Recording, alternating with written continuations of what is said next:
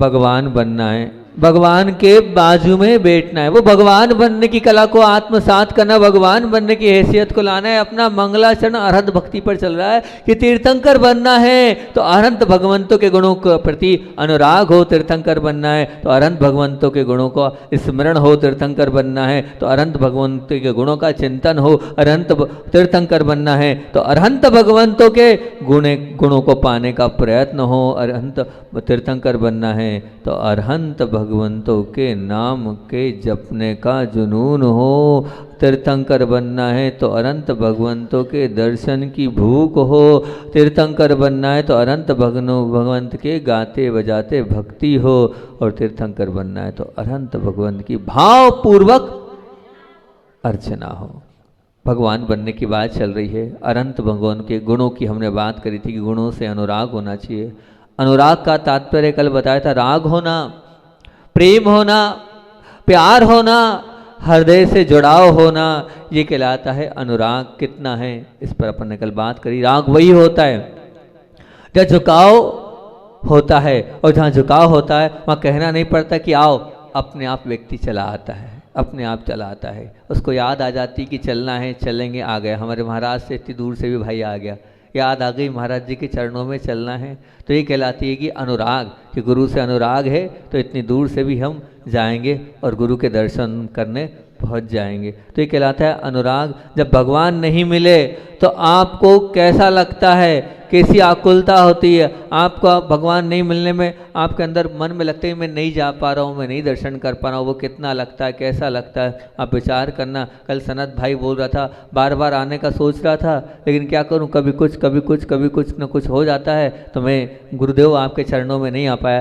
लेकिन आपने भावना तो भाई, उस भावना से अपनी विशुद्धि को आपने बढ़ा लिया। बिल्कुल कल हमने ये भी कहा था कि परिवार से तो मतलब के साथ राग होता है, पर वैसा भगवान के साथ आप राग मत करना। आपका अनुराग भगवान से होगा तो जब भगवान के पास आप जाओगे तो सब कुछ अपने आप होता चला जाएगा। भक्ति भाव से गुरु ने कह दिया कर लो, अपने आप काम निपट जाएंगे। कल क्या अपने क्या ना पुस्तु नहीं क्या उंचू भाई साहब ने बोला अरे तेरे सब काम अटके निकल जाएंगे, तो शांति धारा तो कर ले। उसने कहा जी महाराज जी। कल उसने शांति धारा करी और उसका काम हो गया। तो अपने आप जब गुरु की बात स्वीकार कर लोगे तो सब अपने आप होता चला जाता है। बस अंदर से आस्था और भावना होती चली जाए तो अपने आप सब कुछ होता चला जाएगा। भगवान की कृपा और अनुदृष्टि उन्हीं पर होती जो अंदर से भक्ति रखे। और कल एक और उदाहरण मैंने दिया था कि आप कैसी भक्ति रखो, जैसे वो इस्लाम मुसलमान भाई रखता है, अपने समय पर नमाज पढ़ता है, बस वैसे ही आपका अंदर से अनुराग हो गया, सब अपने आप आपका होता चला जाएगा। आप अनुरागी बने, किसके अनुरागी, भगवान के अनुरागी बने। और एक भिखारी का भी उदाहरण मैंने कल आप लोगों के बीच में दिया था कि आप भिखारी को कैसे देते हो, 1-2 रुपये दया और करुणा से दे ले जा। ऐसे अगर भगवान के पास भिखारी बन के जाओगे तो भगवान भी 1-2 रुपये में निपटा देगा। अगर अनुरागी बन के रिश्तेदार आता है तो आप सब समर्पित कर देते हो, बस भगवान से रिश्तेदारी कर लो, अनुराग कर लोगे तो भगवान भी आपको मालामाल कर देगा, आपके जीवन को निहाल बना देगा। लेकिन आप मांग कर अपने चित्त को बिल्कुल कलुषित कर लेते हो। कल मैंने कहा था, एक कहानी सुनाऊंगा आपको, रह गई थी। अंधविश्वासी होकर मांग रहे हैं, पर आप मांग मत करो। ये जो भी मिल जाता है ये तो बिना मांगे और बहुत कुछ आपको मिलता चला जाएगा। बस अंदर से आस्था और विश्वास होनी चाहिए।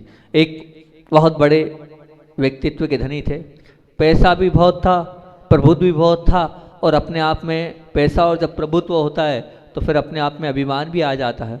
अब इसी प्रभुत्व और धन की बलबूते पे उन्होंने एक बहुत बड़ा मंदिर बनाया, और मंदिर बनाने के बाद उन्होंने पूरा मंदिर तो बनाया, बहुत अच्छी बात है, मंदिर बनाना चाहिए, पैसा है तो उपयोग किया।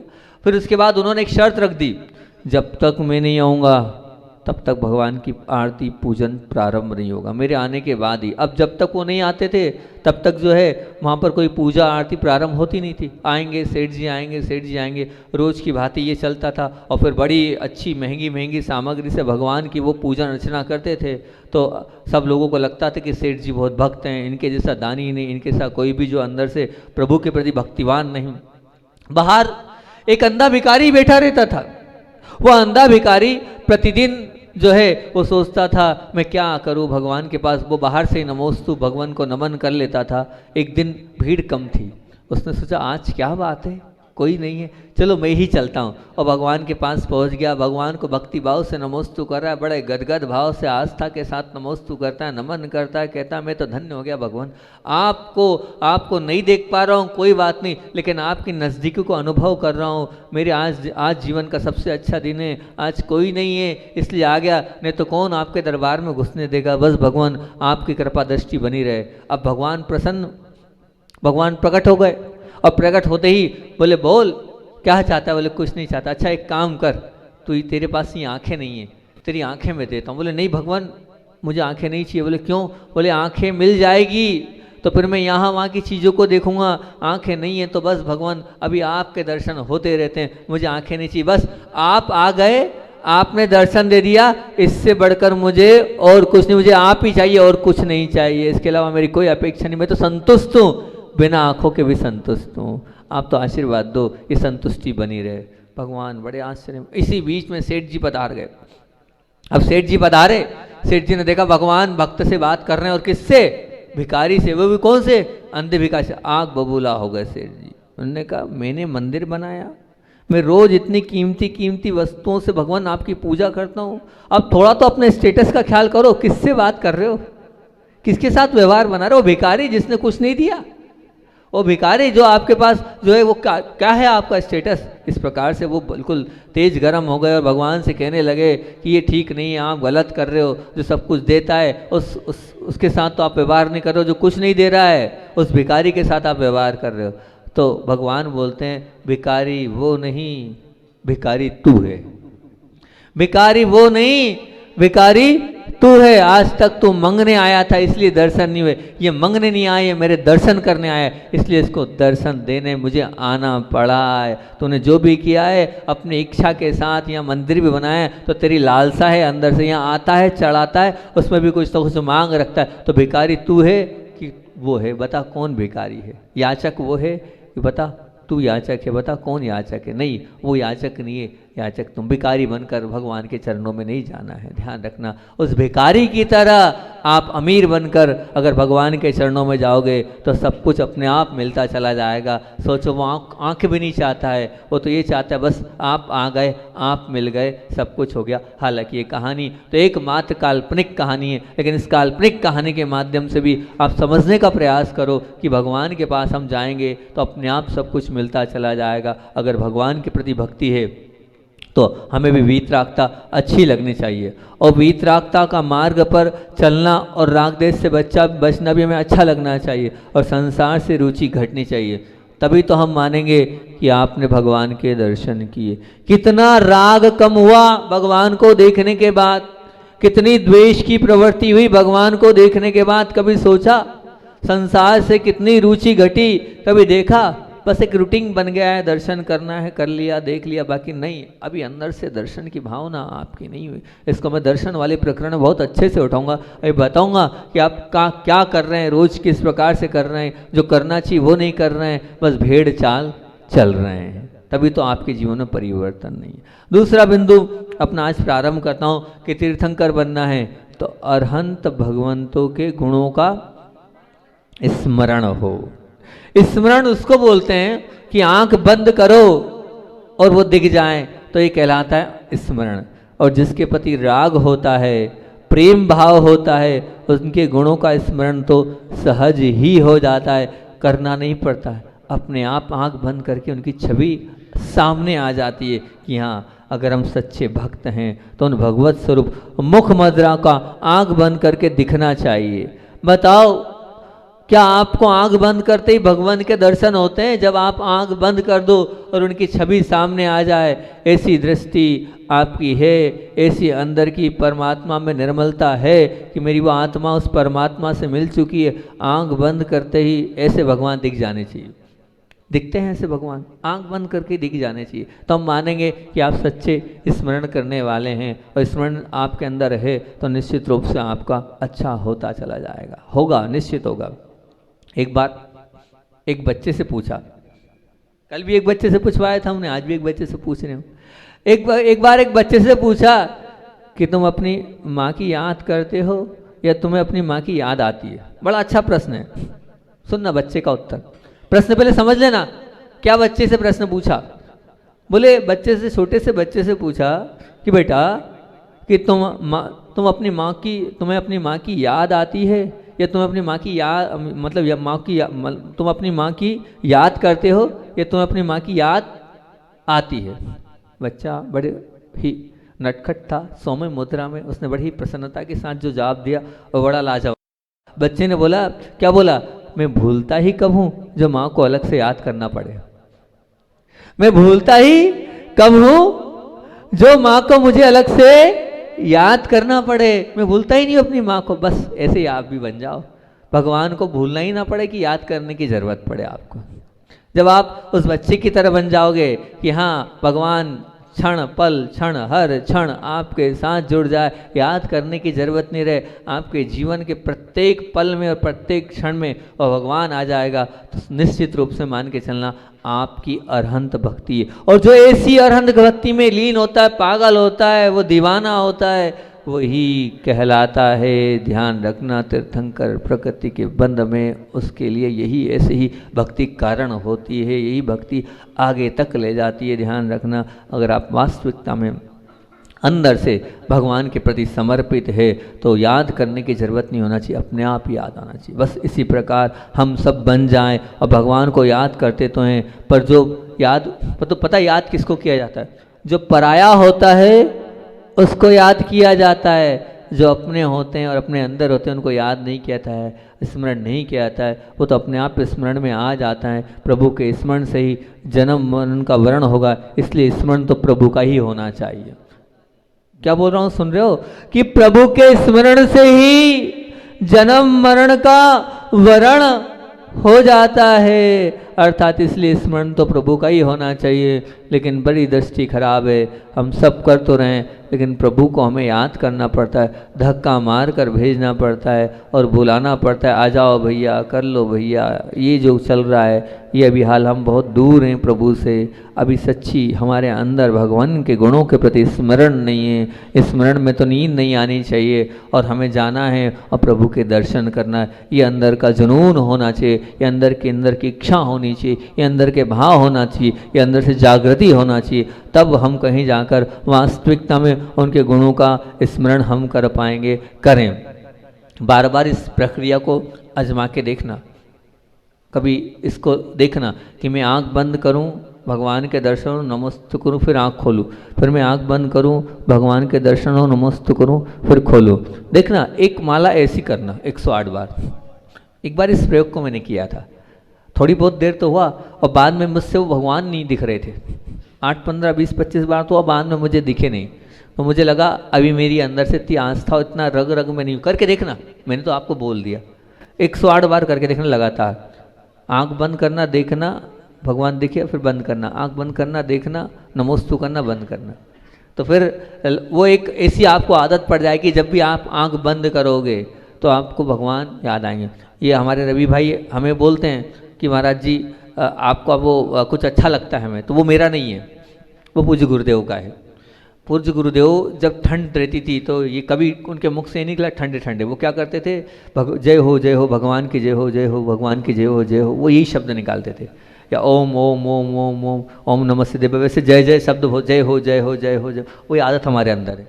हम कभी ये नहीं कहते बहुत ठंड है, ठंड बोलने से मतलब तो है नहीं, फालतू अपने नंबर क्यों कम करना, बल्कि हम उतनी देर में जय जयकारा करते हैं ना, भगवान की जय हो, भगवान की जय हो, भगवान की जय हो, भगवान की जय हो, बस भगवान की जय जय करते जाओ, अपने आप अंदर से सामर्थ्य आ जाएगी। 1-2 मिनट लगेगा, बाहर निकलते हैं क्योंकि अंदर अपन रहते हैं, अंदर जब रहते हैं तो पूरा पेक में रहते हो, जैसे ही बाहर जाते हैं तो अब शरीर तो नग्न है, ठंडी ठंडी हवा चलती, जय जय करते चले जाओ, वो जय जय में ऐसी ताकत आ जाती तो अपने आप को ताकत आती चली जाती। रवि भाई को वो अच्छा लगा, बोले कुछ चीज़ अच्छी लगी आपको, इनका बहुत अच्छी बात है, अच्छी लगी तो ग्रहण कर लो, ग्रहण करके अपने जीवन में उसको उतार लो।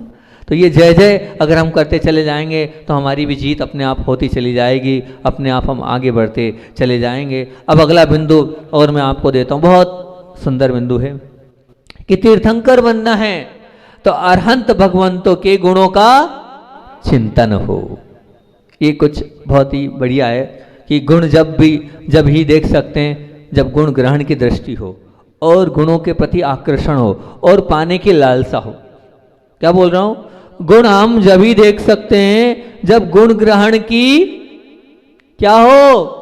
दृष्टि हो, और क्या हो? गुणों के प्रति आकर्षण हो और गुणों को पाने की लालसा हो, तभी हम गुणों को देख पाएंगे, अन्यथा गुणों को हम नहीं देख पाएंगे। और अब देखना किसके गुण है?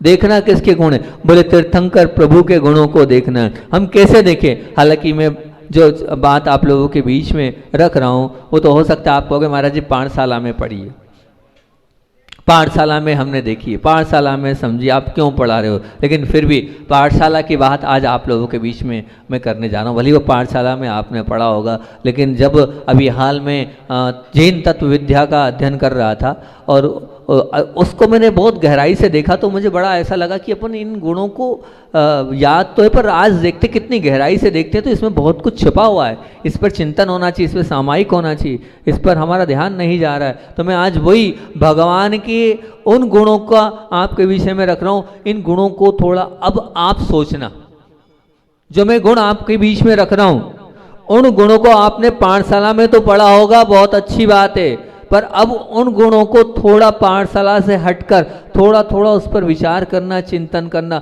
हो सकता है बहुत कुछ आपको नया मिल जाए। मुझे मिला तो इसे मैं आपको बोल रहा हूँ कि हो सकता है आपको नया मिल जाए। वो भगवान के गुण, कौन से गुण?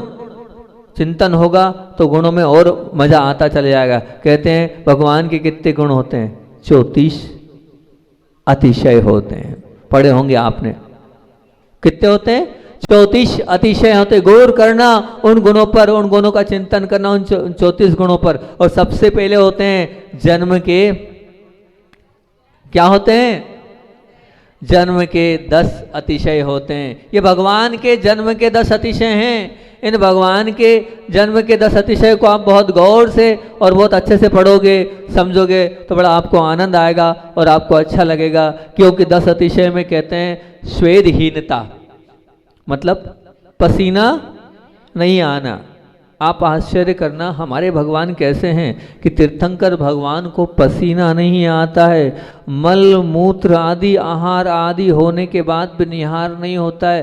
क्या है ऐसा? ऐसी जठराग्नि उनकी प्रदीप्त है कि ये जो है जो खाते हैं, जो लेते हैं, वो उनको प्रदीप्त करके सूर्य का पूरा वो रस और रुधिर में परिणत हो जाता है। ऐसी सामर्थ्य उनके अंदर होती है, इतनी ताकत उनके अंदर होती है कि सब लेने के बाद भी निहार नहीं है, बाहर नहीं निकलता है कुछ भी पसीना आदि। ये ताकत हमें आत्मसात करनी है। हम क्यों इनका गुणगान कर रहे हैं? हम क्यों उनके विषय में सोच रहे हैं कि स्वेदहीनता और निर्मल शरीर का चिंतन हम करेंगे? तो इसलिए हम बार बार इसको सोच रहे हैं ऐसे हम बन जाएं। ये गुणों को हम क्यों चिंतन करें कि ये भगवान जैसे प्रभु को पसीना नहीं आता है, मल मूत्र बाहर नहीं होता है, ऐसे हम भी बन जाएं। जैसे शरीर निर्मल शरीर प्रभु का है, वैसा शरीर मेरा भी निर्मल बन जाए। ऐसा आप चिंतन करना। जब आप ऐसा चिंतन करोगे, गुणों को स्मरण करोगे, तभी तो बनोगे। जब उनको देखोगे, उनके जैसे बनने का प्रयास जब होगा, जब उनके जैसे गुणों को हम अपने अंदर आत्मसात करने का विचार करेंगे। तो ये आपको बहुत अंदर से सोचना है। तीसरे नंबर पर मैंने इस पर भी विचार किया, पढ़ा तो लगा कि हाँ बात तो बिल्कुल सही बोला है। रक्त का श्वेत हो जाना, क्या आश्चर्यकारी घटना है। मतलब लाल खून सफेद हो जाता है। वही भगवान का पहले तो लाल था, अब सफेद क्यों हो गया? कारण क्या है? अविश्वसनीय सा लगता है, काल्पनिक सा लगता है कि वो लाल खून सफेद कैसे हो जाएगा।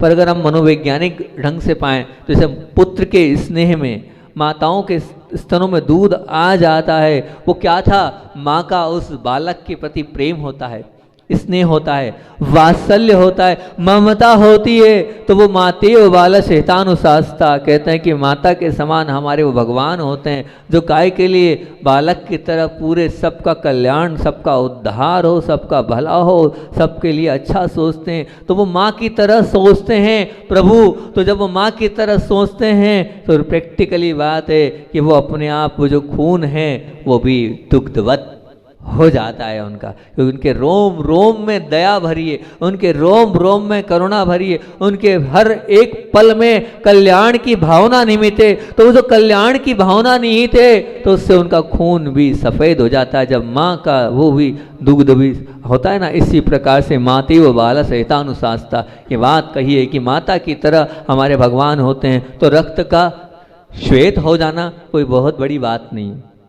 आप भी दया और करुणा के साथ अपना जीवन जियो, आपका रक्त भी बिल्कुल निश्चित मान के चलना श्वेत हो जाएगा। वो वात्सल्य, वो स्नेह आपके अंदर होना चाहिए, हो तो बहुत अच्छी बात है। और कहते हैं कि चौथे नंबर पर अतिशय रूपवान शरीर होता है। अतिशय रूपवान से तात्पर्य कहते हैं कि भगवान का अद्भुत रूप होता है, ऐसा रूप, ऐसा सौंदर्य होता है, लोकोत्तर उपमा दिए कि लोक में कहीं भी नहीं होता है, ऐसा उनका वो अद्भुत रूप होता है। जगत में अन्य किसी के अंदर इतनी सुंदरता नहीं, इतना मोहक, इतना आकर्षण नहीं होता है। उन पर दृष्टि पड़ते ही अंतःकरण में एक अद्भुत रस वासित होने लगता है। ये मान के चलना भगवान का वो आकर्षण ही अलग होता है, देखने वाले उनकी दृष्टि स्थिर हो जाती है। लेकिन बहुत अच्छी बात आचार्य भगवान वहाँ बोलते हैं कि उनके पर वो अद्भुत विशेषता तो है, लेकिन कहते हैं कि तीर्थंकर स्वरूपम सर्वेशम वैराग्य जनकम शात न तो रागादि वर्धकम चैती। उनका वो स्वरूप ऐसा होता है कि उनको देखने के बाद जो ध्यान रखना, वैराग्य उत्पन्न होता है, राग उत्पन्न नहीं होता है। राग की दृष्टि नहीं जाती, उनके शरीर के ऊपर दृष्टि जाने के बाद अंदर से वैराग्य अपने आप उत्पन्न हो जाता है। वैराग्य की वृद्धि बढ़ने लगती, मतलब उनका रूप राग बढ़ाने वाला नहीं है, उनका रूप वैराग्य को बढ़ाने वाला है। ऐसा वो परमात्मा का सौंदर्य, वो रसपान होता है जिसके माध्यम से अंतरंग से ही अपने आप वो वैराग्य उमड़ने लगता है, और अन्य जीवों का भी अंदर से जो है वैराग्य अपने आप आता है, उनका भी बनता है। ये सौंदर्य कहलाता है, उनके सौंदर्य का प्रभाव। ऐसा वो रूपवान शरीर भगवंत का होता है। कि गुणों को हम चिंतन करें, जब हम इन गुणों को झांकेंगे, गुणों को देखेंगे, जब वैसे बन पाएंगे। अब हम सोचेंगे नहीं तो कहाँ से वैसे बन पाएंगे। या आपको विचार करना चाहिए। 5वें नंबर पर बोला लोकोत्तर सुगंध। कहते हैं तीर्थंकर भगवान की देह से ऐसी सुगंध प्रभावित होती है, ऐसी सुगंध प्रभावित होती है कि उस सुगंध से चारों तरफ की महक ऐसी। आचार्य भगवान के पास जब रहते थे हम, तो अलग ही उनके पास से खुशबू आती थी, ऐसी अलग ही महक आती थी। तो क्या कोई चंदन लगाते थे वो? क्या हम उनको कोई सेंट लगाते थे, कोई स्प्रे करते थे? नहीं भैया, जो महान व्यक्तित्व होते हैं उन महान व्यक्तित्व की अलग ही प्रकार की महक उनके अंदर से फूटती है, अपने आप निकलते चली जाती है। तो चर्चा चल रही थी हमारी, अब कर्म का तेज उदय क्या करें। लोकोत्तर सुगंध, ऐसी सुगंध होती है कि सुगंध जो इस प्रकार की होती है कि चारों ओर से वो सुगंध इस प्रकार से प्रभावित होती है कि उसको देखकर सभी लोग उनके पास आकर्षित हो जाते हैं, उनके पास बैठ जाते हैं। ऐसी मैंने भी आचार्य भगवान के लिए बताया, इस प्रकार की उनके पास से भी सुगंध प्रस्फुटित और अलग ही महक उनके शरीर से निकलती थी कि उसके ऐसा लगता था कि बस वो महक के लिए वहीं बैठते चले जाएं, उनके पास ही पहुंचते चले जाएं। फिर 6वें नंबर पर समचतुर संस्थान, मतलब क्या? वे बड़े सुडोल और समुन्न, बिल्कुल ऐसा आकार होता था, शारीरिक संस्थान अन्य किसी प्राणी का नहीं होता है, इतना उनका सुंदर वो समचतुर संस्थान होता था। जहाँ आँख होनी चाहिए, जहाँ नाक होने चाहिए, जहाँ कान होने चाहिए, जितने अनुपात में होने चाहिए उसी अनुपात में पूरे के पूरे व्यवस्थित रहते थे।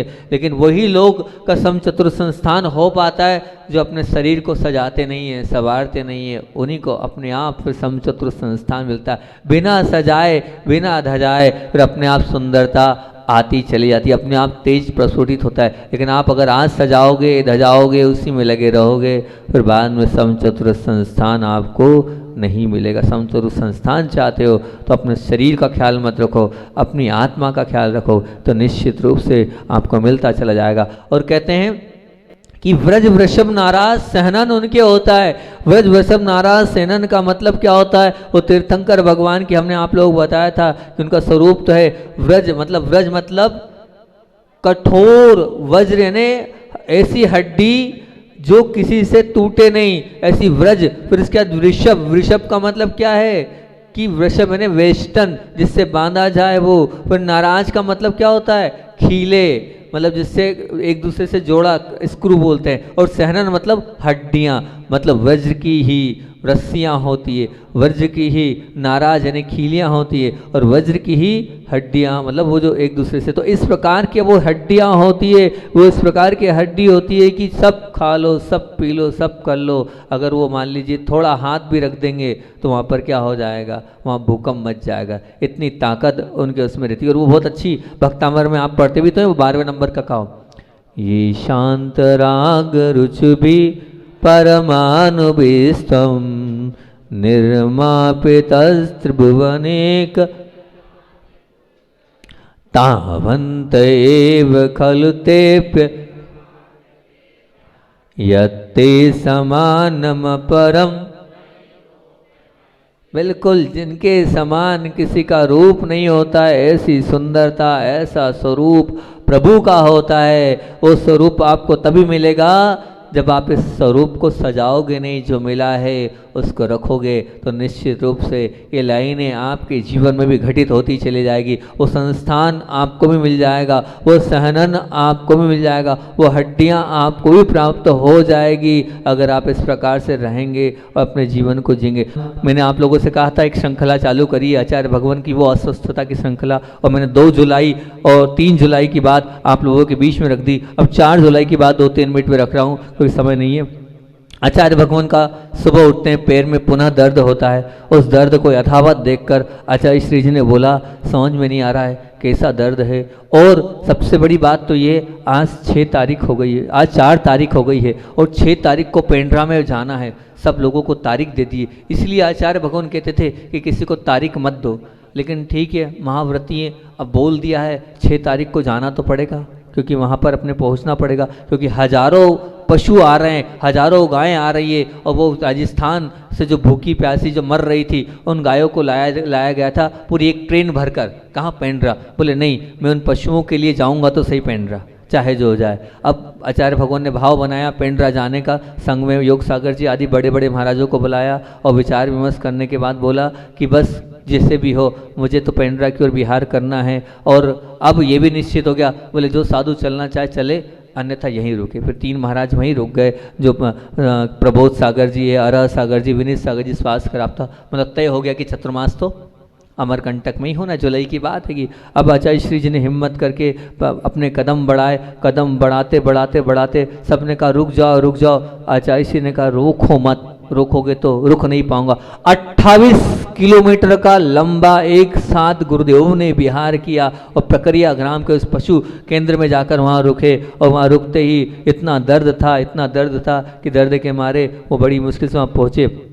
पहुंचने के बाद रात्रि विश्राम किया, कुछ उपचार फिर किया, और रात्रि में उनको उस दर्द के मारे 104, 5, 6 बुखार आ गई। रात भर सो नहीं पाए। सुबह उठ के आचार्य श्री की आंखें लाल लाल थी। आचार्य श्री ने से पूछा क्या हुआ? आचार्य श्री ने कहा बहुत बुखार थी, रात में निद्रा नहीं आई। लेकिन अब क्या करें, यहीं रुक जाएं, 6 तारीख का विकल्प छोड़ दें? नहीं, उन गायों को तो वो आ रही है, उनकी आगवानी करने जाना है, चिंता नहीं करो, अपन चलेंगे। अब 5 जुलाई को सुबह से क्या हुआ उसकी चर्चा कल करेंगे। बोधि समाधि परिणाम शुद्धि सात्वोपलब्धि शिव शोक के सिद्धि चिंता मणिम चिंतित वसुदाने तम वदमानस्य महद्वी।